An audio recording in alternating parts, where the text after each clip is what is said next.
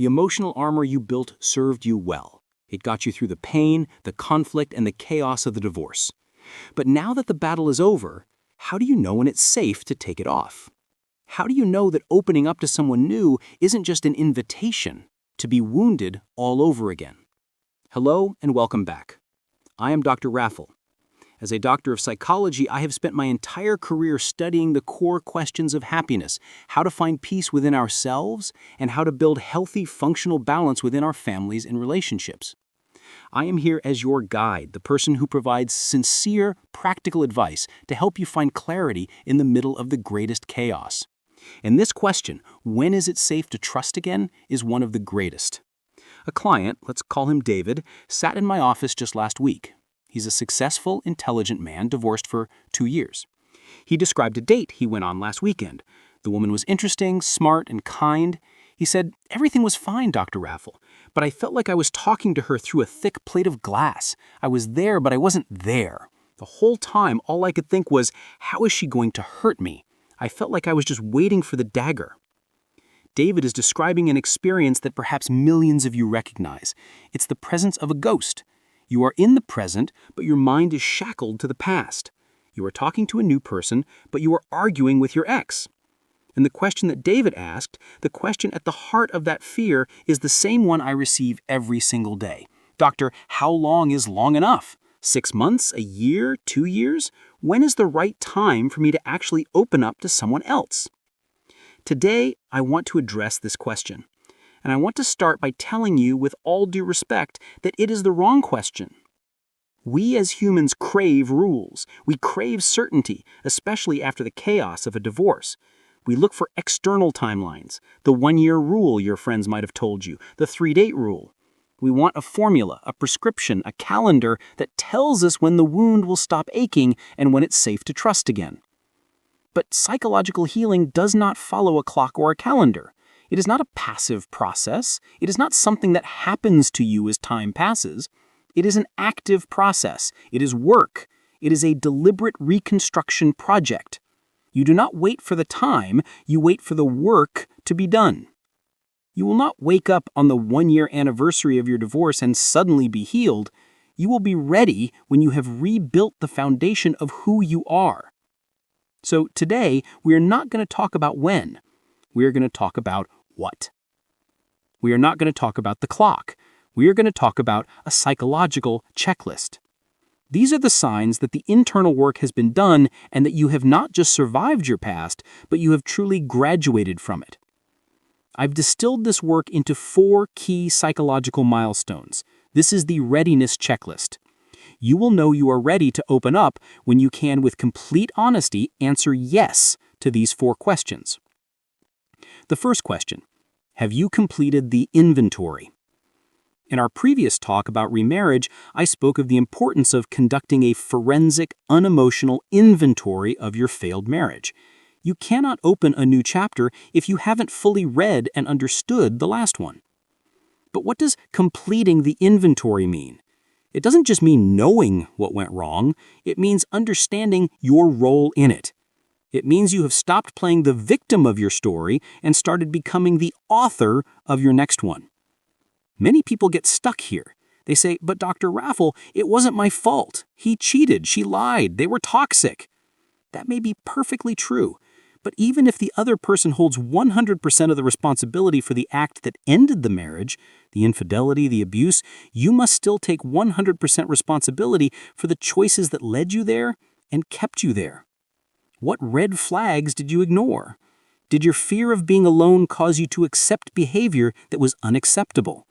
Were you a people pleaser who sacrificed your own boundaries to keep the peace until there was no peace left to keep?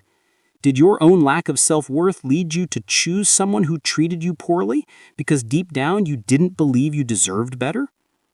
This is the hard work. It requires brutal honesty. So how do you know when it's done? Here is the test.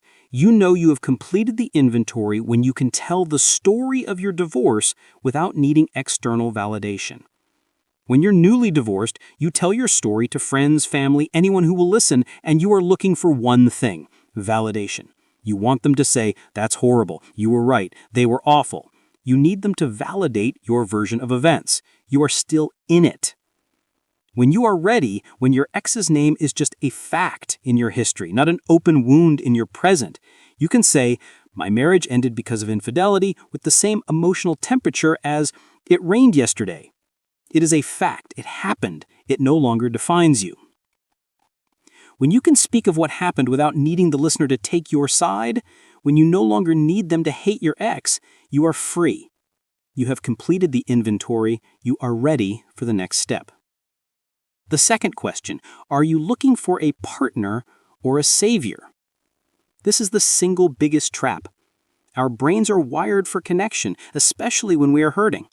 Our survival instinct is to find another person to help us feel safe. But there is a vast difference between wanting someone and needing someone. A savior is someone you look for to fill a hole.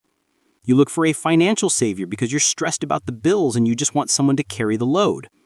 You look for an emotional savior because you cannot stand the silence of an empty house on a Saturday night. The loneliness feels like a death, and anyone is better than being alone. Or perhaps most dangerously, you look for a parental savior. You worry about your children. You think, my son needs a father figure, or my daughter needs a mother figure. When you date from a place of need, you are operating from desperation, and desperation is a scent that predators can smell from a mile away. Or at the very least, it guarantees you will settle for someone who is wrong for you just because they fill a void. You cannot build a healthy relationship on a hollow foundation. A partner, on the other hand, is someone you invite into a life you have already built for yourself. You have become financially stable on your own, you have learned to sit with your loneliness, you have transformed it into powerful solitude. You have learned to sit alone and actually like your own company.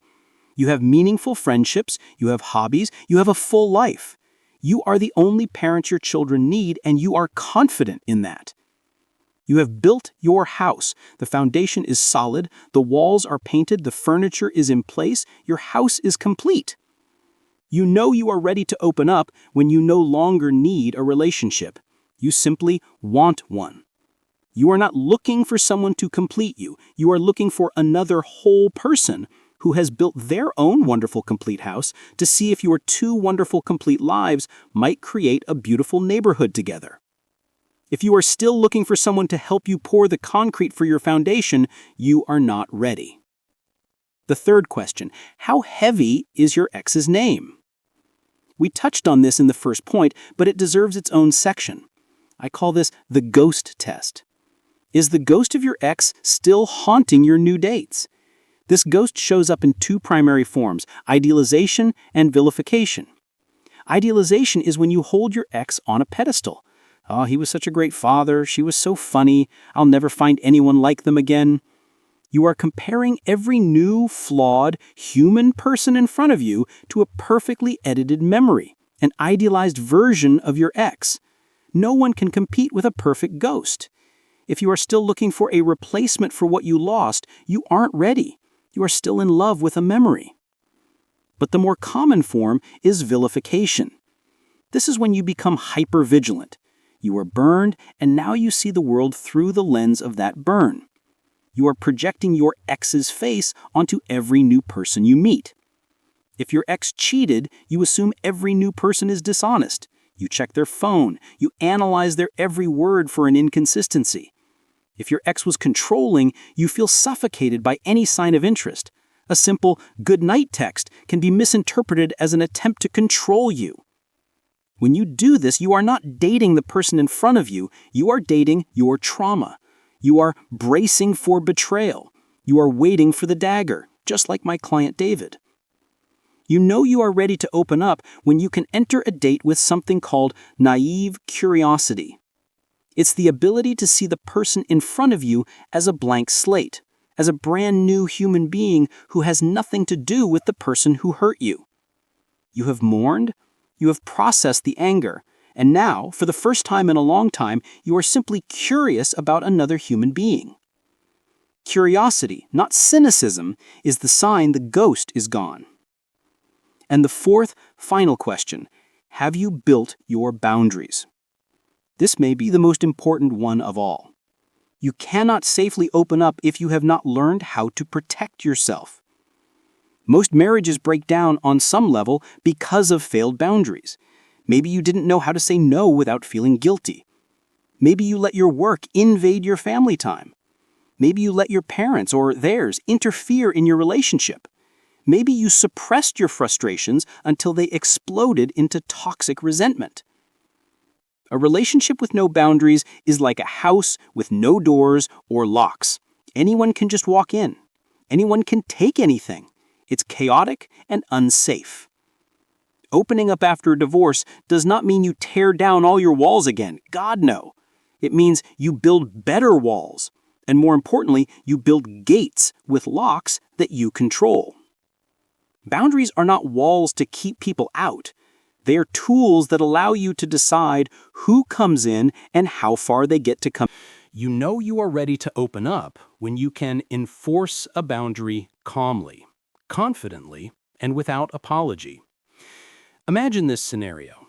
You are on a third date, it's going well, and the person asks a question that is too soon, too deep. So, exactly what happened to end your marriage?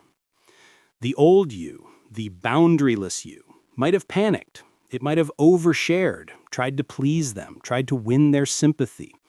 It might have spilled the entire tragic story only to feel regret and exposure the next day. The healed you, the boundaried you, smiles warmly and says something like, "That's a big story for another time. Tonight, I'm really enjoying hearing more about your trip to Italy." That is not defensive. It is protective. It is a calm declaration that your personal information is valuable and it must be earned, not given away freely. When you know you can say no gently, when you know you can protect your emotional space without guilt, you are ready. You are ready to open the gate under your control. And that is the key. Opening up is not a reckless act. It's not tearing all your walls down and hoping for the best. That is not what you did last time. Healthy vulnerability is a deliberate process. It's sharing one small truth about yourself and seeing how the other person handles it. Do they honor it? Do they listen? Do they share a small truth back? Based on that response, you decide if you will share another, slightly bigger truth next time. This is how trust is built, brick by brick, not in a blind leap of faith. So we return to David's question, to your question. When is the right time to open up? The right time is not a date on a calendar. The right time is when you can say yes to all four. 1. My inventory is complete. I have graduated from my story. 2. I am looking for a partner, not a savior. My house is already built. 3. The ghost of my ex is gone. I am curious, not cynical. And 4. My boundaries are built. I am in control of the gate. When you get to that point, you will realize a beautiful truth. That biggest fear, what if I open up and get hurt again, loses its power. Because you will know deep in your bones that even if the worst happens, even if this person lets you down, you will be okay. You will be okay because you know how to heal yourself. You will be okay because you have built a whole life that does not depend on them. You will be okay because you have boundaries to protect yourself. You will be okay because you have walked through hell and you found your own way back. When you no longer fear the pain, you are finally free to welcome the love. Thank you for listening.